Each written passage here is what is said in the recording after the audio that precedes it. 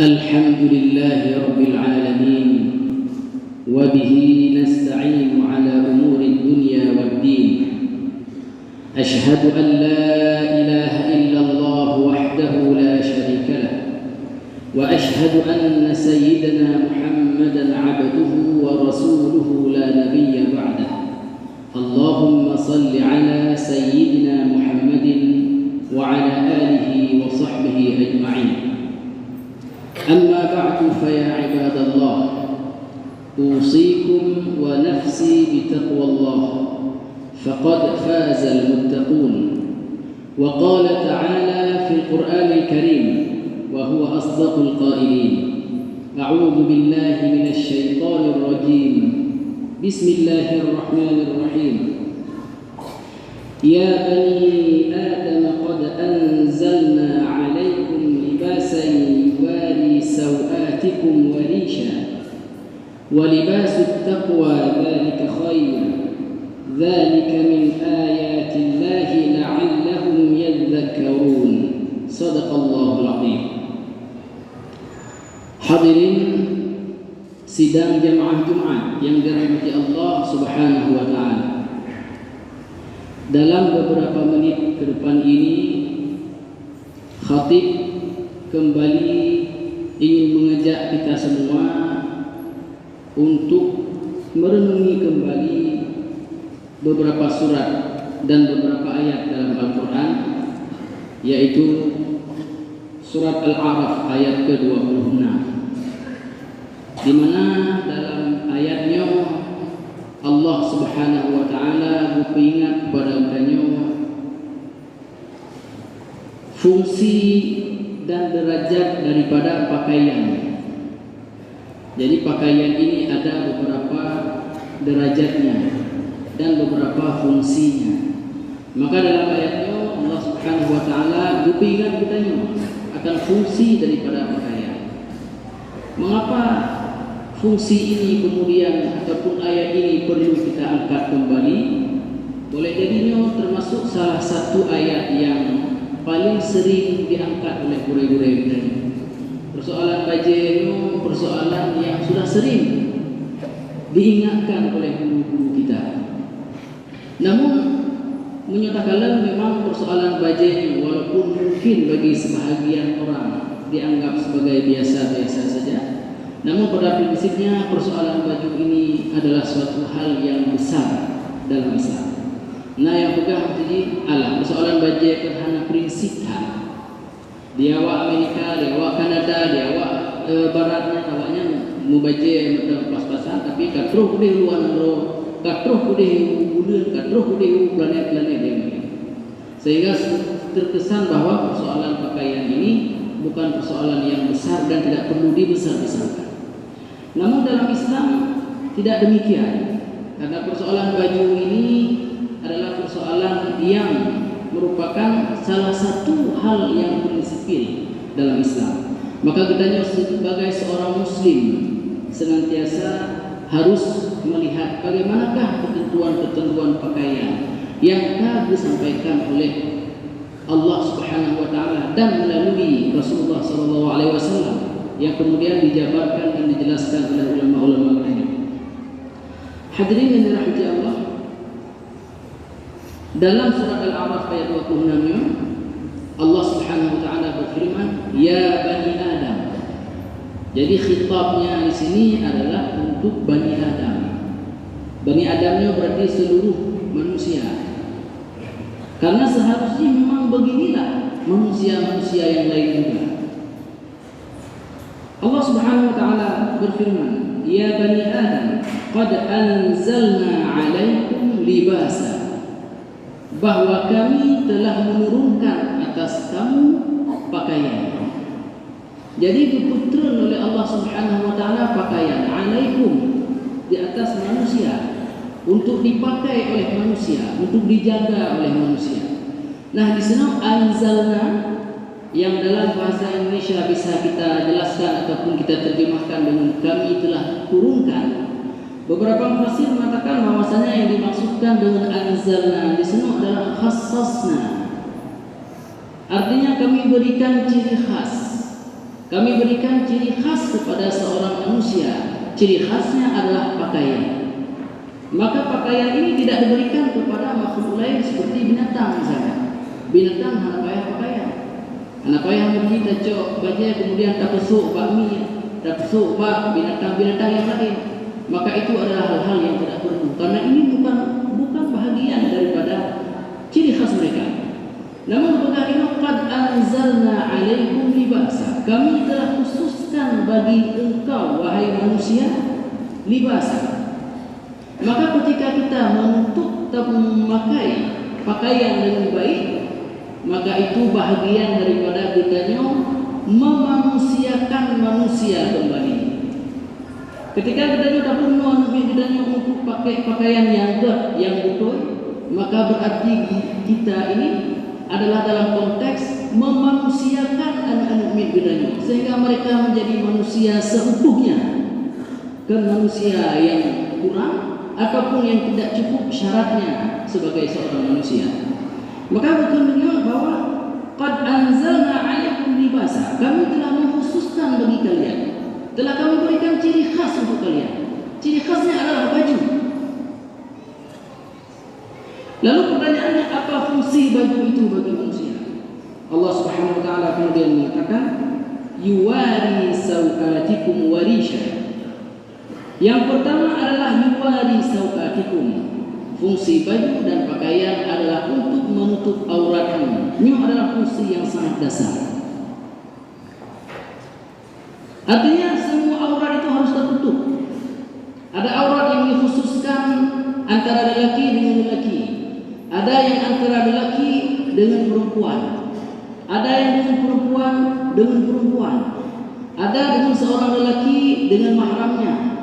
Ada seorang lelaki dengan bukan mahramnya. Semuanya sudah diatur oleh Allah Subhanahu wa taala. Maka oleh karenanya fungsi pertama adalah yang harus ada dalam pakaian itu, yaitu menutup semua aurat yang telah ditentukan oleh Allah Subhanahu wa taala dan oleh Rasulullah sallallahu alaihi wasallam. Maka jika ada pakaian-pakaian yang tidak cocok dan tidak semestinya ataupun belum lengkap menutupi aurat manusia, maka berarti fungsi baju pada derajat pertama sudah berkurang. Maksudnya kita pakai kelimupan yang diatur dulu, ataupun wanita-wanita yang tidak menggunakan jilbab, ataupun memakai rok-rok yang pendek dan sebagainya. Maka berarti syarat ataupun derajat pertama daripada pakaian sudah tidak terpenuhi. Berarti belum lengkap beliau itu menjadi manusia, karena tidak semua ciri khas manusia sanggup beliau sempurnakan. Bukannya maksudnya bahwa umumnya binatang, tidak demikian. Karena tidak boleh kita katakan kepada manusia yang lain sebagai binatang.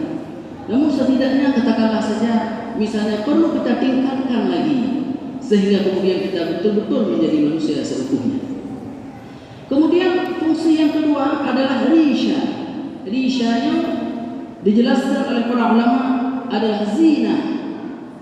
Zinahnya artinya adalah hiasan. Artinya baju selain dia menutup aurat, dia juga memberikan perhiasan, sehingga kita menjadi ground dengan baju, menjadi gagah dengan baju, menjadi luar biasa dengan baju.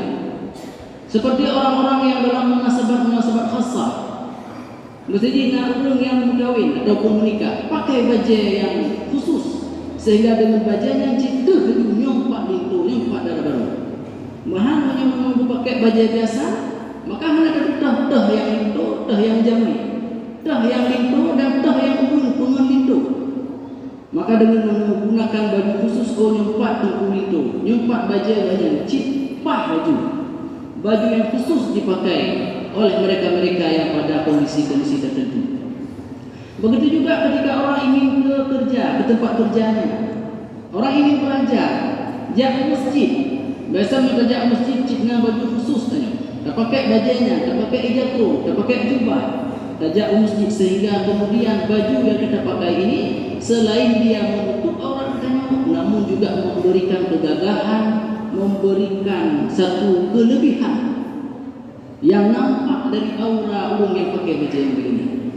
Dalam acara-acara tertentu ada yang pakai jas misalnya. Ketika dipakai jas, cik ngeri, grong laju, gagah laju orangnya. Maka itu adalah fungsi pakaian yang kedua. Kemudian fungsi pakaian yang ketiga adalah walibasut taqwa dzalika khair. Ada satu jenis pakaian yang di atas dua itu. Dia pada derajat ketiga. Namun jika itu ada, maka dua-duanya itu pasti akan ada juga. Yaitu pakaian takwa. Artinya menjadikan takwa sebagai pakaian kita. Jadi at-taqwa hauna, takwa itu ada dalam hati kita manusia. Ada dalam dada kita manusia. Ada dalam kehidupan manusia yang muslim. Maka ketika ada takwa dalam diri, maka orang yang bertakwa itu pasti dia akan menutup auratnya dan pasti dia akan menjaga bajunya. Sebagian orang yang pegah kan hendak pukul tadi, nah si fulana juga atau si fulan, dia gaknya baju hendak apa, tapi akhlak ber. Lalu dikatakan bawahnya kan gaknya ber akhlak, anak pun walaupun baju yang benar tapi akhlak ber, tapi tingkah laku ber. Memang kita akui bahwa itu tidak masalah, namun menutup aurat juga dihitung. Karena ketika dia sudah punya takwa dalam dirinya, maka persoalan aurat itu persoalan yang sangat kecil dan sudah dia lewati. Jika hatinya sudah penuh dengan takwa, jika hatinya sudah diberikan pakaian takwa, lalu ada yang mengatakan, apakah jilbab itu cuma kerudung saja? Tapi adalah yang menutup hati. Memang benar, menutup hati itu perlu dan penting. Inilah yang disebut dengan walibas taqwa. Namun orang yang sampai pada libas taqwa, maka niscaya dia sudah melewati yang disebut dengan libasai yuwari sawatikum warisha. Maka oleh karena itu hadirin yang dirahmati Allah, persoalan bagi para nabi, bagi orang-orang yang saleh merupakan persoalan yang sangat penting bagi umatnya. Sampai-sampai Nabiullah Ibrahim alaihi salam meminta kepada Allah Subhanahu wa taala, ya Allah, ngebutreun satu jenis celana, jenis pakaian yang pakaiannya bisa menutupi bawahan lo. Itu maksud pakaian yang menutupi bawahan. Karena beliau ketika memakai jubah misalnya atau memakai sarung misalnya, kemudian mereka pakai jubah ataupun tak pakai jabro, kan bagian bawahnya terkadang mata terbuka. Dan Nabiullah Ibrahim alaihissalam malu dengan tanah yang melihat beliau di bawah. Nabiullah Ibrahim alaihissalam malu dengan gunung. Beliau malu dengan bumi karena melihat aurat beliau dari bawah itu. Beliau merasa malu dengan bumi yang melihat aurat beliau dari bawah. Subhanallah. Lalu kemudian diturunkan celana. Dalam kitab Zadul Albab disebutkan bahwasanya lalu diturunkanlah pada satu celana, dan yang dimaksudkan dengan celana dulu adalah pakaian yang ditunuh haji tumpuk. Sehingga beliau ketika memakai jubah, beliau memakai celana dulu, baru kemudian menutup badannya dengan jubah. Jadi bagian uyuk keamanan. Sebegitu Nabiullah Ibrahim tingginya perhatian beliau terhadap pakaian, sampai beliau merasa malu dengan bumi yang melihat auratnya. Kiban beliau dengan manusia, kiban beliau dengan makhluk-makhluk lain. Aisyah radhiyallahu anha, istri Rasulullah sallallahu alaihi wasallam, juga demikian. Ketika Rasulullah sallallahu alaihi wasallam wafat,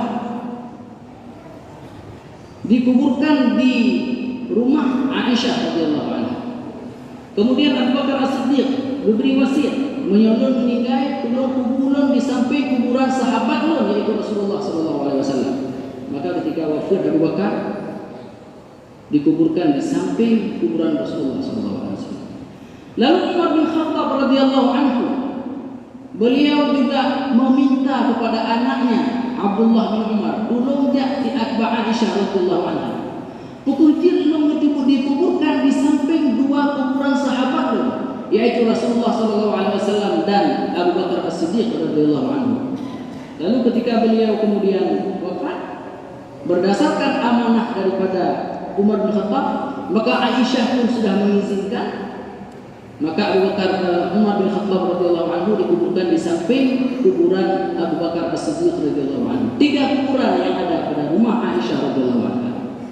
Yang ingin kita sampaikan bahwa Aisyah radhiyallahu anha ketika berada di dalam rumahnya, dan dalam rumahnya sudah ada 2 orang yang dikuburkan. Pertama adalah Rasulullah, suaminya. Kemudian yang kedua adalah Abu Bakar, ayahnya. Berarti tadi itu mahram dua-dua. Yang satu adalah ayah.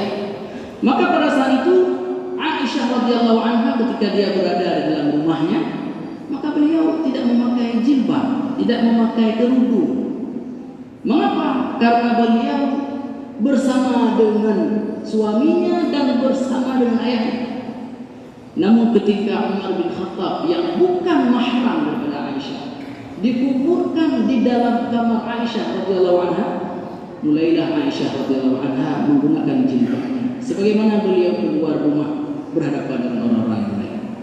Hadirin yang dirahmati Allah, tidak bayangkan umur yang wafat beliau masih menjaga auratnya. Sedangkan kita mungkin beda pegah dengan gunung, beda pegah dengan orang yang wafat. Boleh jadi dengan orang hidup saja kita tidak peduli bahwa aurat kita dilihat oleh mereka. Maka oleh karenanya hadirin yang dirahmati Allah, marilah kita kembalikan fungsi daripada pakaian yang mendung dalam kehidupan mereka. Marilah kita laksanakan segala hal-hal yang berhubungan dengan pakaian yang sesuai yang telah dijelaskan oleh Allah Subhanahu wa taala, oleh Rasulullah sallallahu alaihi wasallam, dan telah ditafsirkan oleh para ulama. Ini yang merupakan asas bagi kita sebagai sebuah manusia. Maka misalnya ada beberapa pekerjaan ataupun perbuatan kita mungkin yang hanya sesuai dengan, misalnya ada kita nanti main pusat dengan bertetan pusat dari rumah kan kada pakai penuh, kemudian kajak di lapangan. Atau segi gowes yang dengan gowesnya juga kita menggunakan celana yang pendek ataupun yang tidak sesuai dengan syariat, ataupun huru-hurina juga benar. Jadi hanya gowes kemudian melakukan perbuatan sesuatu misalnya tanpa menutupi dengan baik. Padahal silakan gowes, silakan jalan, silakan main bola, silakan main pusat. Namun perhatikan bahwasanya ada satu dasar yang wajib dilaksanakan, yaitu tetap mengandung aurat kita, sehingga dengan demikian terang aku jadi benar.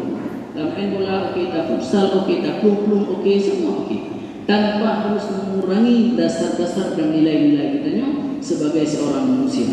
Hadirin yang dirahmati Allah, maka persoalan jilbabnya, persoalan auratnya juga bukan persoalan masing-masing.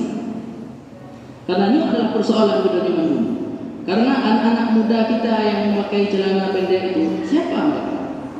Mereka adalah anak-anak kita. Mereka adalah generasi-generasi kita. Anak-anak gadis yang tidak memakai baju dengan lengkap dengan baik, siapa mereka? Jawabannya adalah mereka adalah anak-anak gadis. Kemudian jika ada ibu-ibu misalnya yang tidak sesuai bajunya, siapa mereka? Mereka adalah ibu daripada anak-anak kita dan mereka adalah istri-istri kita. Maka persoalannya bukan persoalan masing-masing, namun persoalan kita sebagai sebuah keluarga dan sebagai sebuah masyarakat Islam.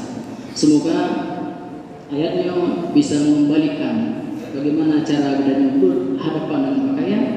Semoga kita bisa kembali kepada jalan Allah Subhanahu wa taala dan menggunakan pakaian ini sesuai dengan fungsinya, yaitu menutup aurat, kemudian sebagai zina dan perhiasan, dan juga untuk menutupi hati kita dengan pakaian takwa. Amin amin ya rabbal alamin. Alhamdulillahi rabbil alamin. Wa bihi nasta'inu ala umuri dunya wad din. Ashhadu an la ilaha illallah wahdahu la syarika lah. وأشهد أن سيدنا محمدا عبده ورسوله لا نبي بعده. اللهم صل على سيدنا محمد وعلى آله وصحبه أجمعين. أما بعد فيا عباد الله، أوصيكم ونفسي بتقوى الله فقد فاز المتقون. وقال تعالى في القرآن الكريم وهو أصدق القائلين: أعوذ بالله من الشيطان الرجيم. بسم الله الرحمن الرحيم. إنا أعطيناك الكوثر فصل لربك وانحر إن شانئك هو الأبتر. صدق الله العظيم. بارك الله لي ولكم في القرآن الكريم ونفعني وإياكم بما فيه من الآيات والذكر الحكيم وتقبل مني ومنكم تلاوته إنه هو السميع البصير.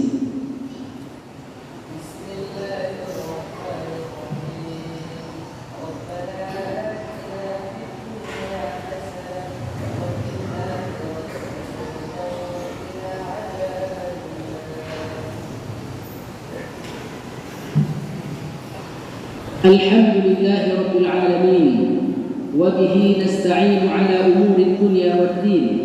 أشهد أن لا إله إلا الله وحده لا شريك له وأشهد أن سيدنا محمدًا عبده ورسوله لا نبي بعده. اللهم صل على سيدنا محمد وعلى آله وصحبه أجمعين. أما بعد فيا عباد الله أوصيكم ونفسي بتقوى الله فقد فاز المتقون.